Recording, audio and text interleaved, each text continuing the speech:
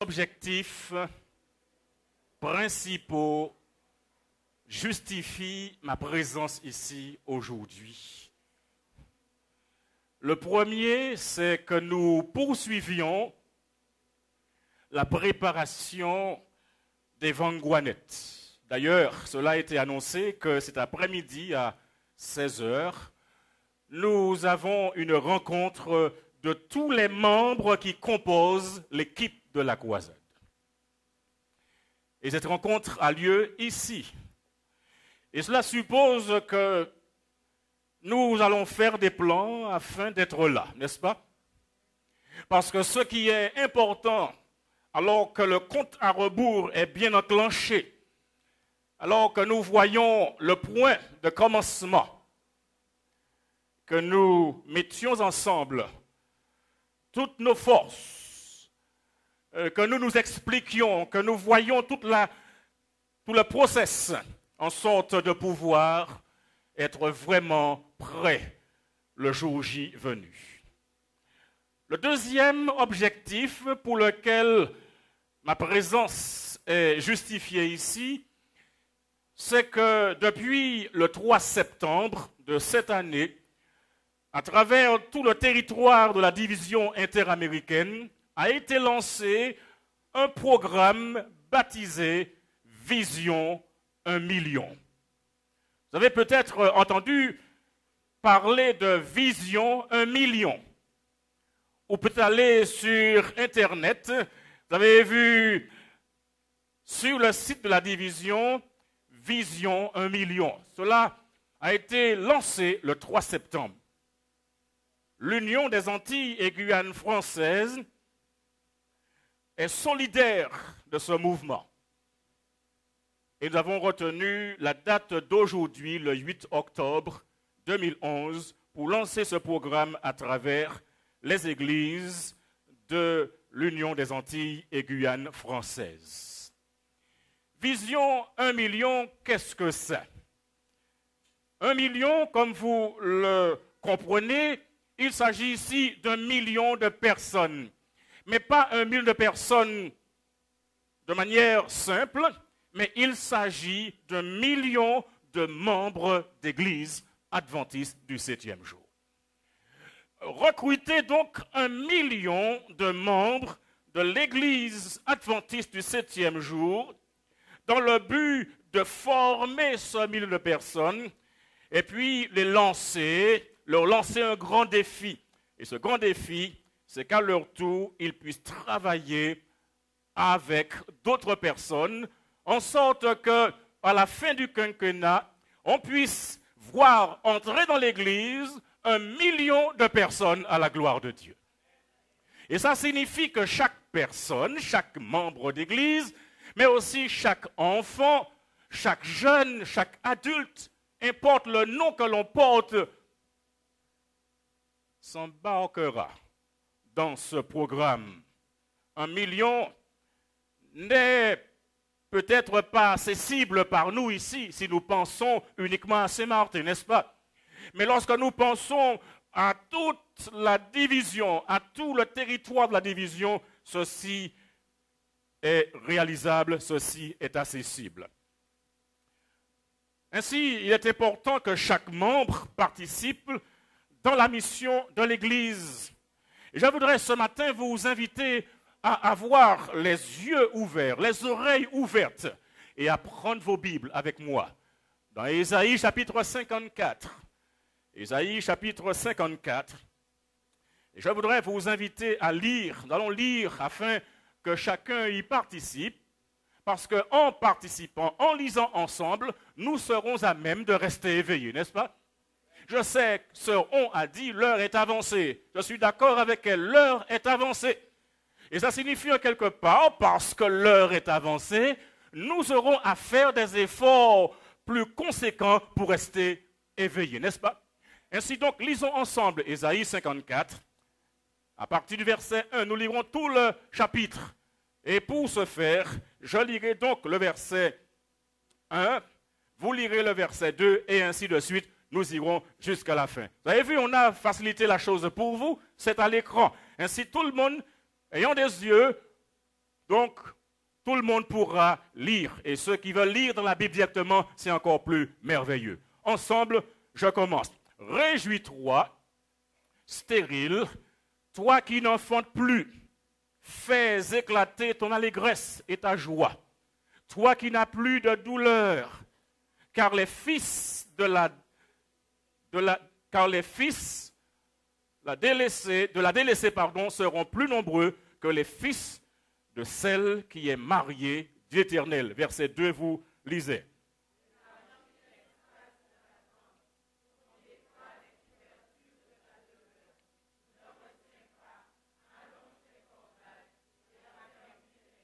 C'est moi maintenant. Car tu te répandras à droite et à gauche. Ta postérité envahira des nations et peuplera des villes désertes. Et vous lisez?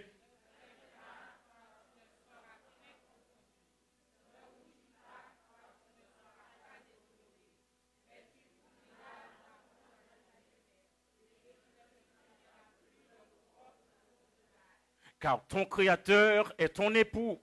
L'Éternel des armées est son nom, et ton Rédempteur est le Saint d'Israël. Il se nomme Dieu de toute la terre.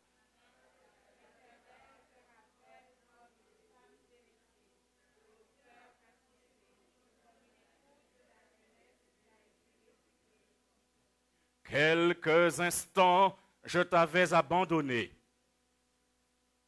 mais avec une grande affection, je t'accueillerai.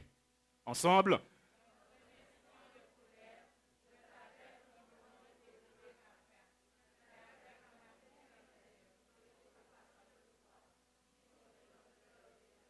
Il en sera pour moi comme des eaux de Noé. J'avais juré que les eaux de Noé ne se répandraient plus sur la terre. Je jure de même de ne plus m'irriter contre toi et de ne plus te menacer. Vous lisez?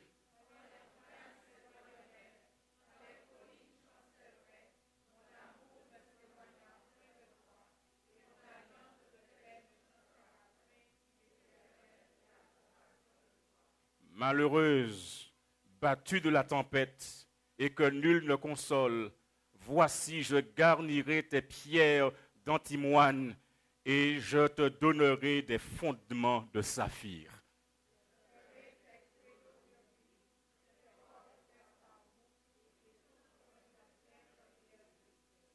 Tous tes fils seront disciples de l'Éternel, et grande sera la prospérité de tes fils.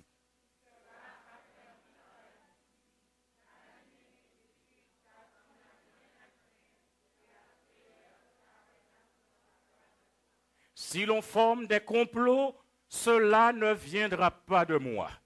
Quiconque se liguera contre toi tombera sous ton pouvoir.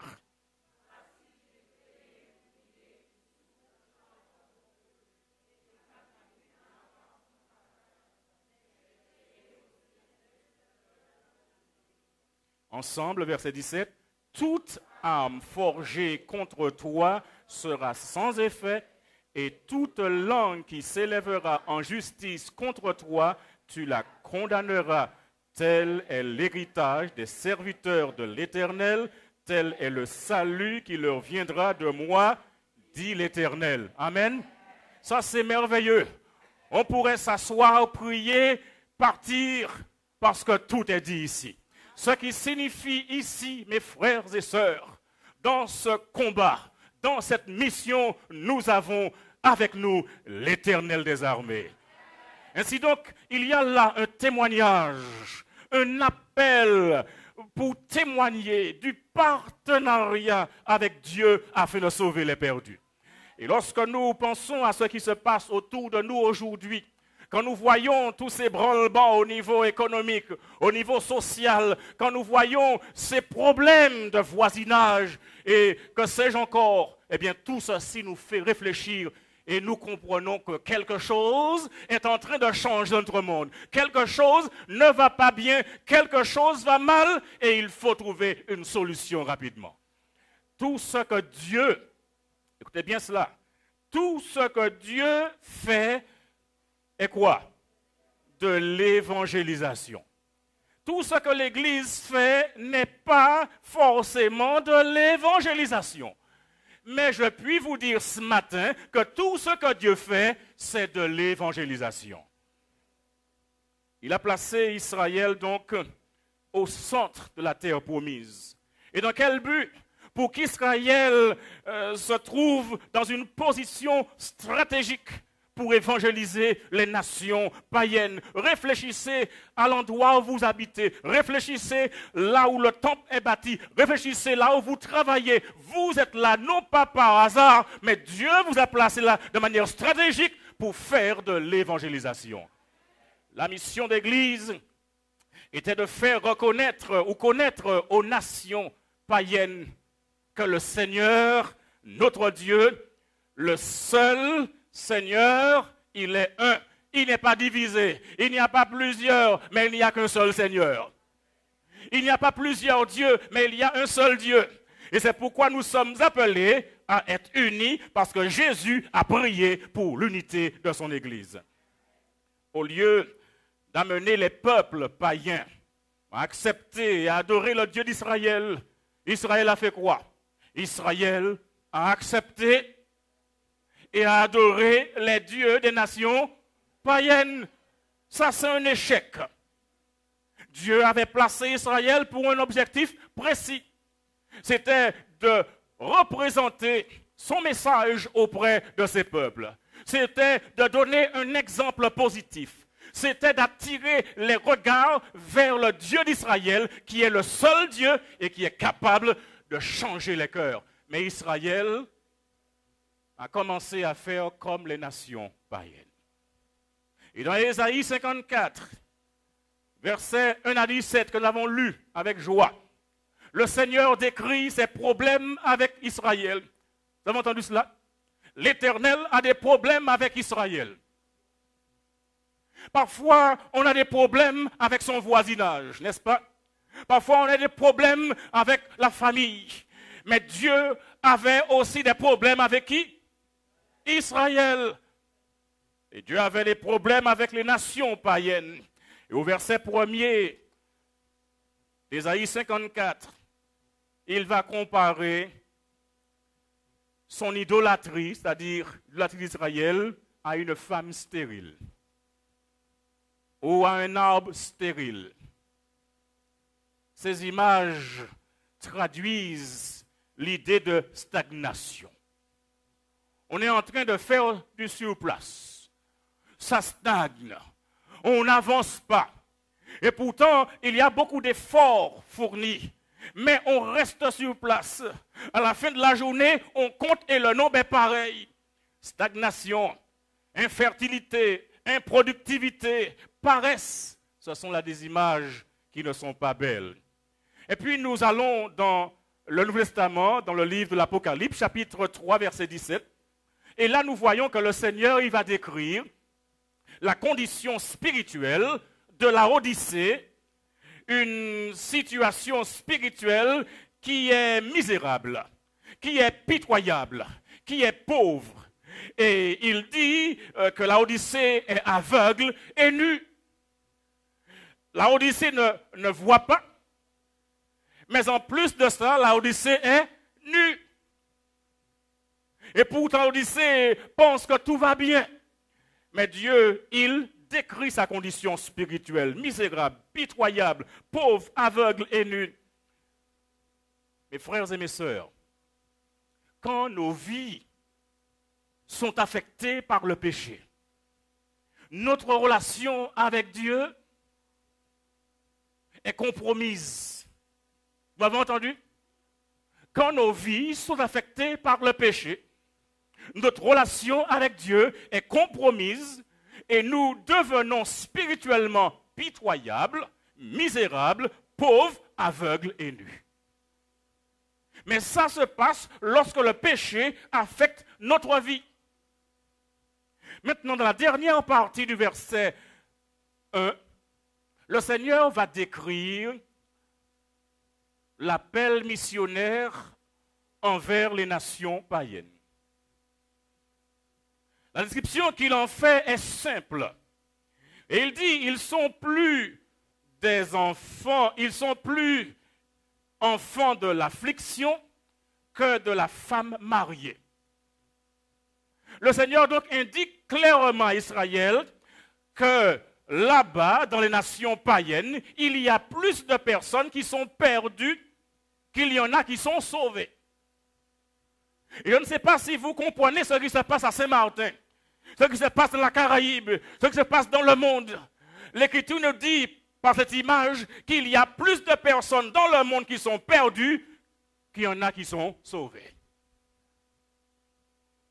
Maintenant, si nous comprenons cela et que nos cœurs sont touchés, nous sommes sensibilisés et nous pensons à nos frères en chair, nous pensons à nos tontons, à nos oncles, nous pensons à nos tatis, à nos tantes, nous pensons à nos cousins, à nos cousines, nous pensons aux gens que nous aimons.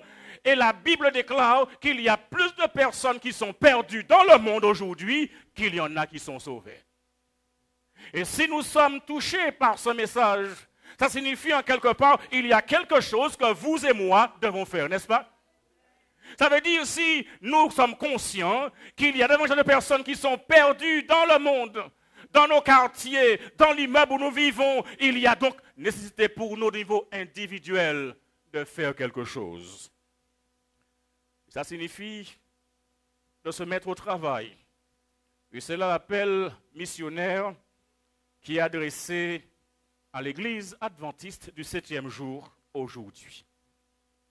Tout à l'heure, je vous ai parlé de la division interaméricaine qui a lancé ce programme Vision 1 million. Au niveau de ce territoire, on compte environ 200 millions de personnes. Au niveau de la division interaméricaine, tous les pays qui sont concernés, un total à peu près de 200 millions. Et dans cette même division interaméricaine, l'Église adventiste représente à peu près 3 millions de membres. Et lorsque nous pensons au monde qui compte à peu près 6 milliards, c'est énorme. Que pouvons-nous faire, nous qui représentons 16 millions d'adventistes à travers le monde? 3 millions interaméricaines, 200 millions dans tout le territoire, 6 milliards de personnes à travers la planète, 16 millions d'adventistes à travers le monde. C'est un grand défi qui se dresse devant nous. Mais Paul affirme dans Éphésiens chapitre 2 verset 12 que les enfants de l'affliction sont sans Dieu dans le monde, étrangers, privés de droit de cité en Israël et sans espérance. Donc, que fait le Seigneur? Eh bien, ce qu'il fait est clair. Le Seigneur adresse 2 problèmes de mission dans Ésaïe 54, verset 1. 2 problèmes de mission. Premièrement, il montre qu'il y a une église stérile. Une église comment? Une église stérile. Et de l'autre côté, il y a un monde qui est dans la désolation. Une église stérile. C'est-à-dire une église qui ne produit pas. Une église qui n'enfante pas. Une église qui ne bouge pas. Une église qui se complaît. Une église stérile. Et en face de cela, il y a un monde dans la désolation. Donnez-moi un synonyme de désolation. Désolation. Donnez-moi un synonyme. Détresse. Abandon, tu dis? Ok, on peut accepter si tu peux l'expliquer, d'espérer. Désolation, sans vie, désespéré. C'est bon, on peut accepter cela. Une église qui est stérile et un monde qui est désespéré. Un monde qui est dans la désolation. Habituellement, quand quelqu'un est dans la désolation, cette personne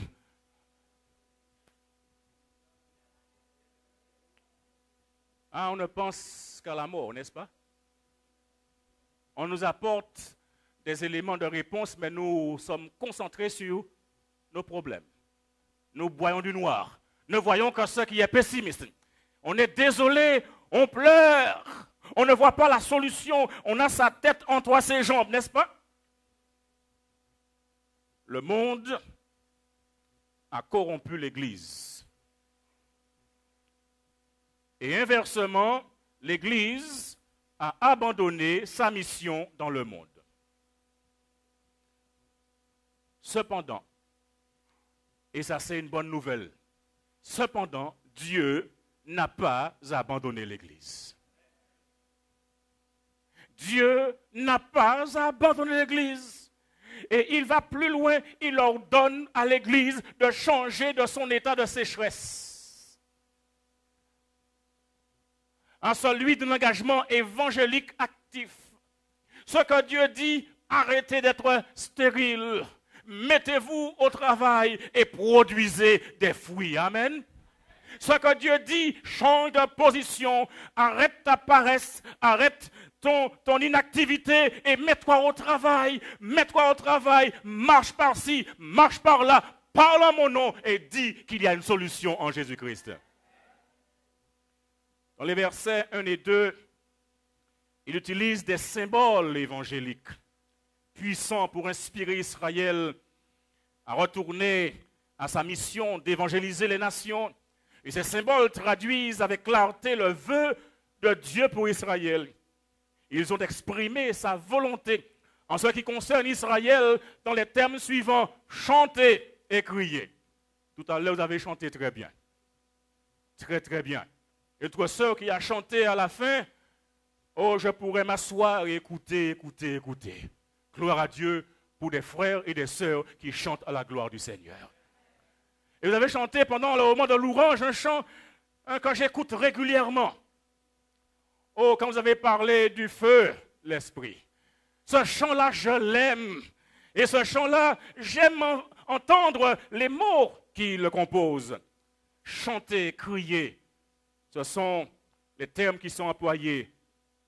Tente, corde, jalon. On aurait dit que ceci a été préparé pour Evanguanet, n'est-ce pas? Nous sommes ici dans l'action de tente, de corde. Il faudra un moment tirer la corde, n'est-ce pas? Il faudra ériger la tente à un moment. Et tout cela dans un esprit d'évangéliser. Amen. Ce sont de très belles images d'une campagne d'évangélisation massive. Le Seigneur désire faire comprendre à Israël qu'il lui a été donné un message unique. Et ce message unique, c'est que le Seigneur, notre Dieu, le Seigneur est un pour toutes les nations. Ce message unique, c'est quoi? Le Seigneur, l'Éternel, il est quoi? Il est un pour toutes les nations. Ça signifie en quelque part que ici, à Marigot, ici à Saint-Martin, le message que nous devons présenter, c'est que le Seigneur, l'Éternel, il est un. Il n'y a pas comme Jéhovah. Nul n'est semblable à lui. Personne ne peut le transcender parce qu'il domine dans les cieux et sur la terre et sous la terre. Et ce Dieu-là, il a la réponse à tous les problèmes auxquels nous pourrions être confrontés. Oh, j'ai aimé le témoin de toi tout à l'heure. Avec cette assurance, l'Éternel fera quelque chose. L'Éternel, il est vivant. Et quel que soit ce qu'il fait, il le fait toujours pour notre salut. Tout ce que Dieu fait, il le fait pour notre bonheur. Aujourd'hui, il revient à chaque membre de proclamer par la parole, mais aussi par l'action, l'évangile éternel à travers chaque nation, chaque langue, chaque tribu, chaque peuple, à travers Saint-Martin, dans chaque ville de Saint-Martin, on peut dire cela, dans chaque quartier de Saint-Martin. On parle de commune à Saint-Martin, dans chaque quartier à Saint-Martin. Et dans chaque quartier, il y a des gens qui y habitent, que vous connaissez. Quand vous ouvrez votre porte le matin, votre fenêtre, parfois vous tombez dans le visage d'autres personnes, n'est-ce pas? Des voisins, une joie de les rencontrer. Il y a donc un message à transmettre par la parole, mais aussi par l'action. Et chaque membre est un messager à qui est confié le message d'accomplir une mission spécifique dans le monde. Et la mission est chercher et sauver les perdus. Vous connaissez ce chant? Quel chant qui dit? Cherchez-les. Vous le connaissez? Cherchons-les. On peut les chanter. On peut les chanter. Écoutez l'appel du berger. Juste une strophe, frère Joncard. Tu peux nous faire chanter une strophe? On peut se mettre debout juste pour changer de position, pour rester éveillé, c'est important. Écoutez l'appel du berger, le 531, il me semble. Écoutez l'appel du berger, il sait ses brebis en danger, il les appelle avec amour, espérant toujours le retour. Cherchons-les, savons-nous le prix d'une âme. Cherchons-les, le bon berger les réclame. Merci. L'Église existe pour accomplir la mission de Dieu dans le monde. Et c'est pourquoi la division interaméricaine et l'Union des Antilles et Guyane française, solidaires de ce mouvement, de ce programme, s'est lancée dans la proclamation de ce programme baptisé Vision 1 million dans chacune des églises de son territoire. Vision 1 million donc cherche à galvaniser, inspirer, équiper, déployer 1 million de membres consacrés dans la proclamation directe et active et persuasive de l'Évangile dans chacun des territoires de la division interaméricaine. Ces membres incluent les administrateurs, les pasteurs, les prédicateurs laïcs, les dirigeants de petits groupes, les instructeurs bibliques laïcs, secrétaires itinérants, témoins laïcs, enfants, jeunes, en un mot, chaque membre. Chacun a sa place. Et la mission de l'initiative évangélique de Vision 1 million est de recueillir une moisson de 1 million de membres baptisés en 2014. Amen. C'est la plus grande mobilisation pour l'évangélisation dans les territoires de la division interaméricaine. Et le Seigneur a assuré à Israël d'une croissance sans précédent. Au verset 3 de Ésaïe 54, il est dit « Car tu t'étendras à droite et à gauche. Tes descendants prendront possession des nations et peupleront des villes dévastées. » Notons bien que le Seigneur déclare « Tu t'étendras parce que je suis ton Créateur, ton Rédempteur, ton époux, je suis ton maître. » C'est le Seigneur qui donne du succès à la mission. Ce n'est pas Pasteur Lassonnier, mais c'est le Seigneur lui-même qui donne le succès à sa mission. Et lorsque je m'engage dans l'évangélisation, le travail missionnaire, j'accomplis le travail du Seigneur Jésus. Toute croissance de l'Église vient de Dieu et il donne l'augmentation. Le devoir donc d'Israël est seulement d'exécuter la mission. Et ce matin, je voudrais vous dire que notre Dieu est plus grand que la tâche missionnaire. Nous ne devons pas nous décourager devant la multitude de visions 1 million, la magnitude de visions 1 million. Mais de préférence être énergisé par la grandeur de Dieu qui nous a appelés à participer au mouvement d'évangélisation 1 million, vision 1 million. C'est Dieu qui rend notre mission possible et je dis Amen encore. Le Seigneur est fidèle à notre endroit, malgré notre infidélité envers lui. Il dit dans Ésaïe 54, verset 10, « quand les montagnes s'en iraient, quand les collines vacilleraient, ma fidélité envers toi ne s'en ira pas. Et mon alliance de paix ne vacillera pas, dit le Seigneur. Et puis rappelons-nous ce qu'il a dit dans Matthieu 28, verset 20. Je suis avec vous tous les jours jusqu'à la fin du monde. Et puis, finalement, Dieu récompense les serviteurs fidèles de l'évangélisation. On ne travaille jamais en vain quand il s'agit de s'enrôler pour le Seigneur. On ne travaille jamais en vain. On n'investit jamais en vain parce que le Seigneur, il récompense, il bénit ceux qui se mettent à son service. Il prend soin de ses enfants. Ésaïe 54, 11 à 17, le Seigneur identifie quelques-unes des bénédictions que nous recevons pour notre participation avec lui dans le mouvement d'évangélisation Vision 1 million.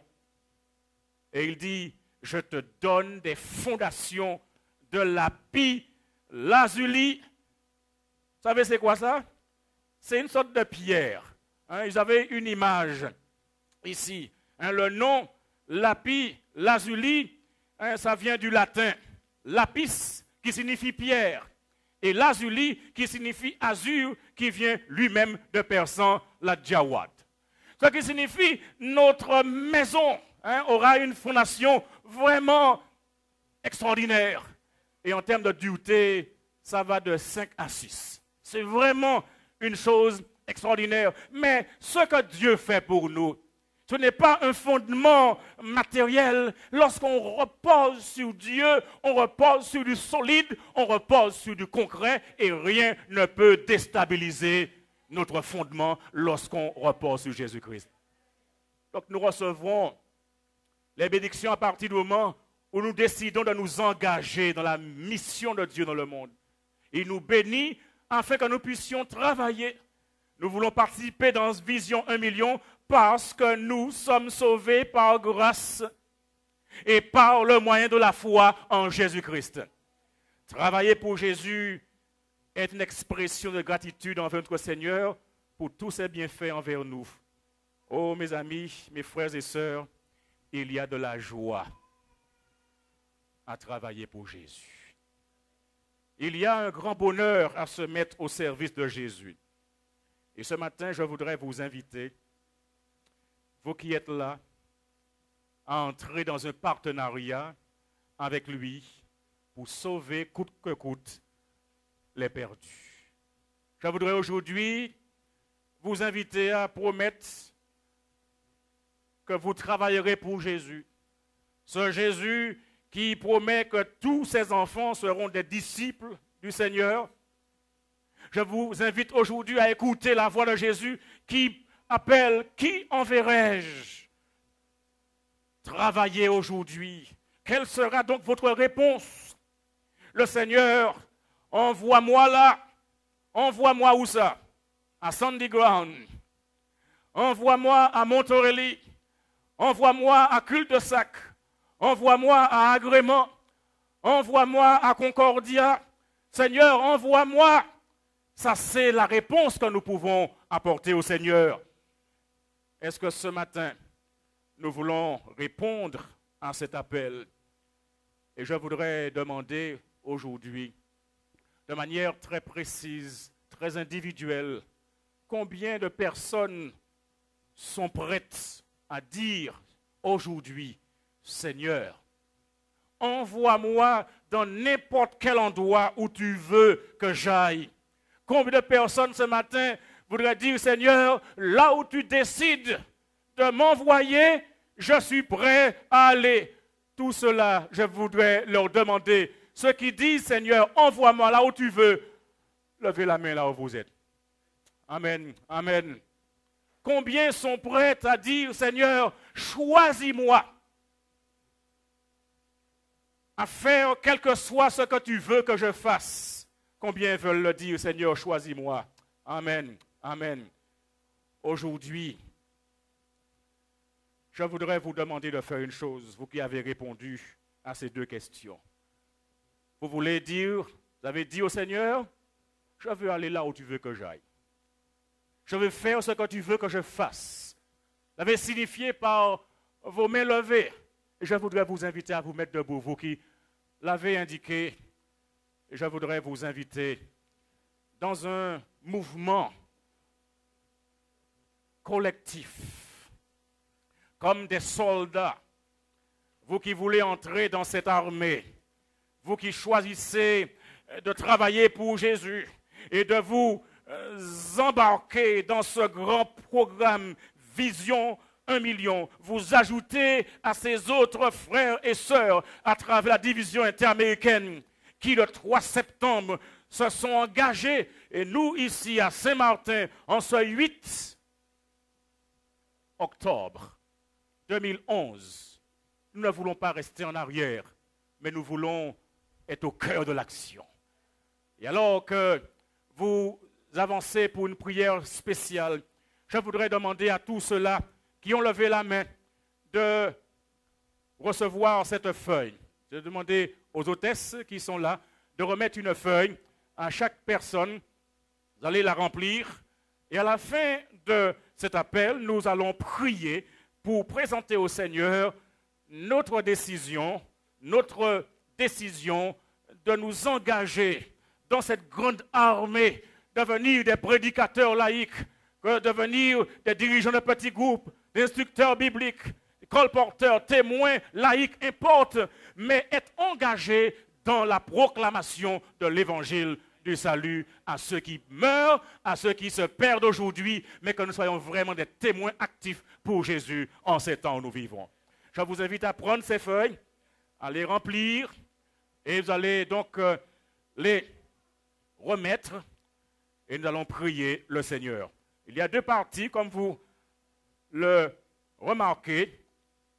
Moi, Daniel Lassonnier, en tant que disciple du Christ, par la grâce de Dieu, je m'engage à être constant dans la prière, attentif à la parole et à la proclamer au monde et à proclamer au monde la parole. Je signe, je mets 8 octobre 2011 et ensuite je remplis les parties suivantes. Il y a deux parties.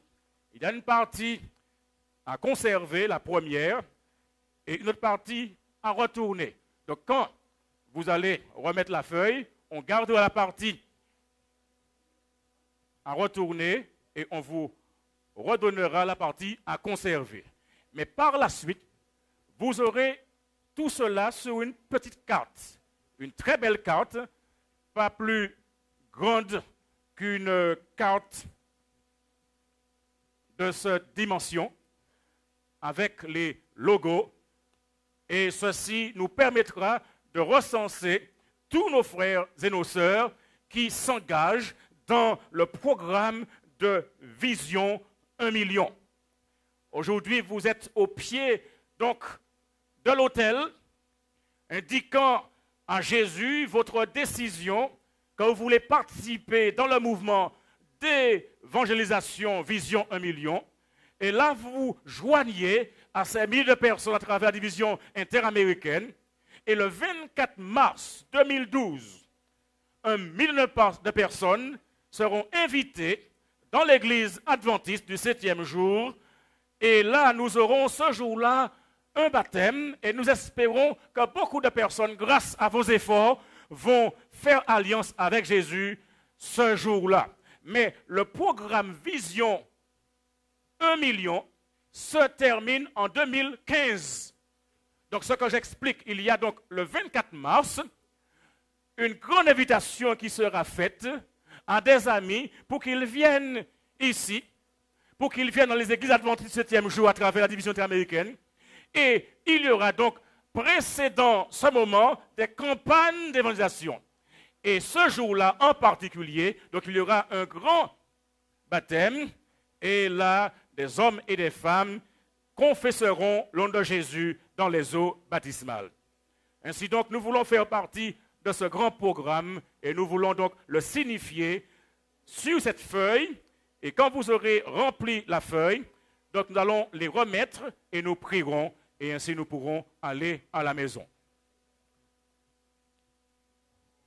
Tandis que vous remplissez ces feuilles, je voudrais nous inviter à chanter au 489.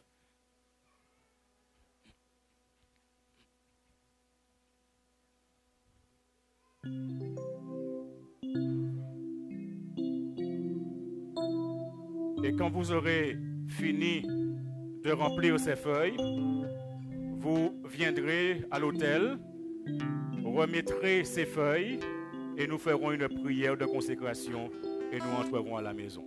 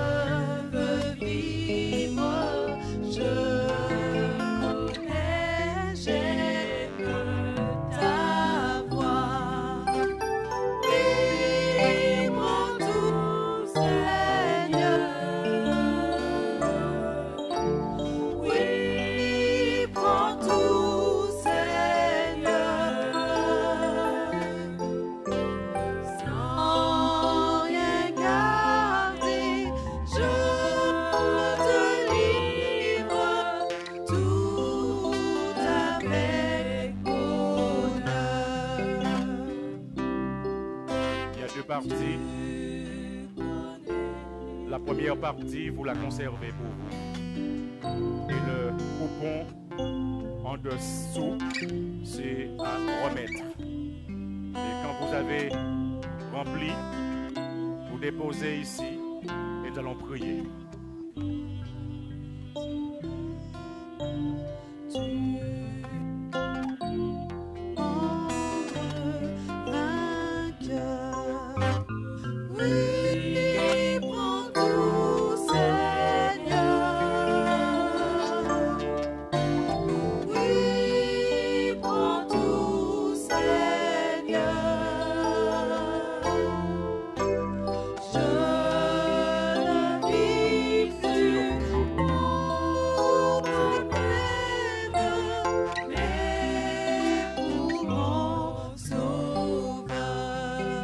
Grande partie, vous la conservez pour vous.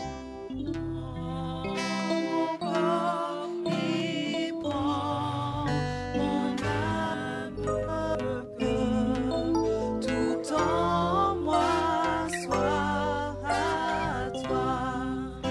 C'est la plus petite. Partager, une flamme, tout ma soit détruit en moi.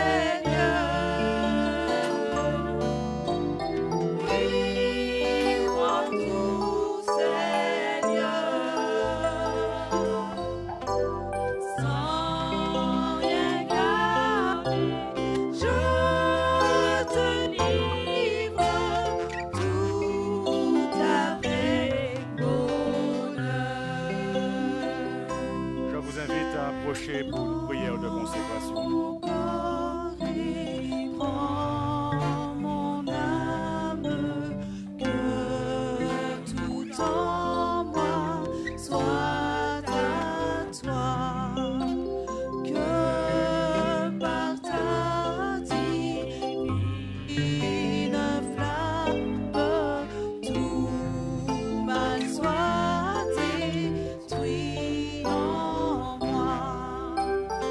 Oui, prends tout, Seigneur. Oui, prends tout, Seigneur.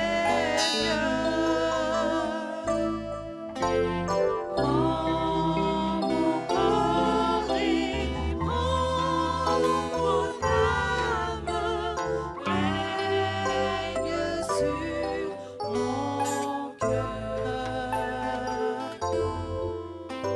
Tout le monde a remis sa feuille. Nous allons prier maintenant.